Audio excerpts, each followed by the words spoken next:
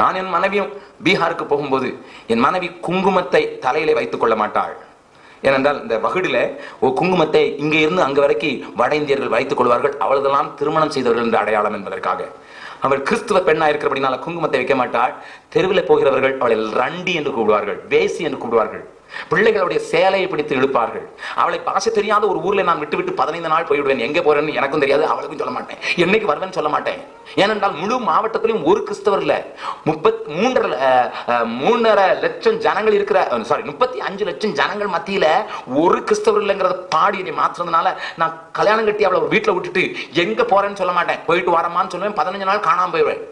15 நாள் என்னைக்கு திருமணம் எனக்கும் தெரியாது. ஏன்னா நான் ப்ரீச் பண்ணிட்டு வரும்போது அவள் வீட்டில் அவளை பாஷை தெரியாத அவளை பிள்ளைகள் படுத்தின பாட்டை நான் சொன்னேன்னா நீங்க அழுதுருவீங்க. தெருவில் போக முடியாது. அல்லலியா பகுஜின்னு சொல்லி அவளுடைய சேலையை பிடிச்சு இழுப்பாங்க.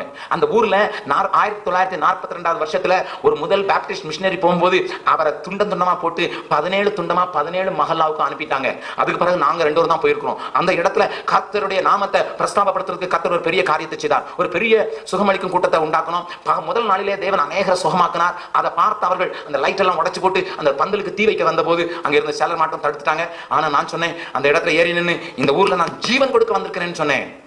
அன்னைக்கு ராத்திரி நாங்க ஒரு வாடகை வீட்டுல தங்கி இருந்தோம். வாடகை வீட்டுல போய் நான் என்னுடைய சகோதரர்களும் சகோதரிகளும் அந்த உதவி வந்திருந்தவங்களும் அங்க தங்கி இருக்கிற இடத்துல அடுத்த நாள் காலையில ஒருத்தன் வந்து கதவை தட்டுற 5 மணிக்கு. என்னன்னு கேட்டா, ஐயா தெரியாம நாங்க உங்களை எல்லாம் கெடுத்துட்டோம், நாங்க உங்களை எல்லாம் அடிச்சிட்டோம், தெரியாம அடிச்சிட்டோம்னு சொன்னா.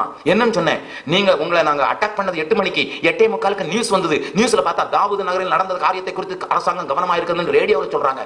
உங்களுக்கு எங்க ஊர்ல போன் கிடையாது, வயர்லெஸ் கிடையாது, உங்களுக்கு எப்படியா டெல்லியில கான்டாக்ட் இருக்கு, இப்பதான் தெரியுது நீங்க யாருன்னுட்டு. எங்களுக்கு யாருன்னு தெரியும். அந்த நியூஸை சொன்னது ஆண்டவர் வானொலி மூலமா சொல்லிட்டாரு. வேற ஒரு ரேடியோலும் கேட்கல, இவன் ரேடியோவில் மட்டும் தான் கேட்டுச்சு.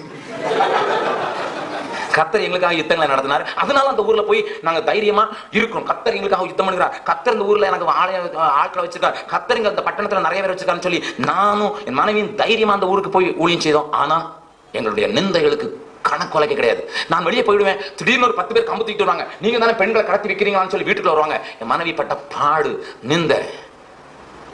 நான் யோசிப்பேன், தனியா பாஷை தெரியாத உறவினர் பக்கத்தில் இருக்காத அவ என்ன நினைக்கிறாண்டு.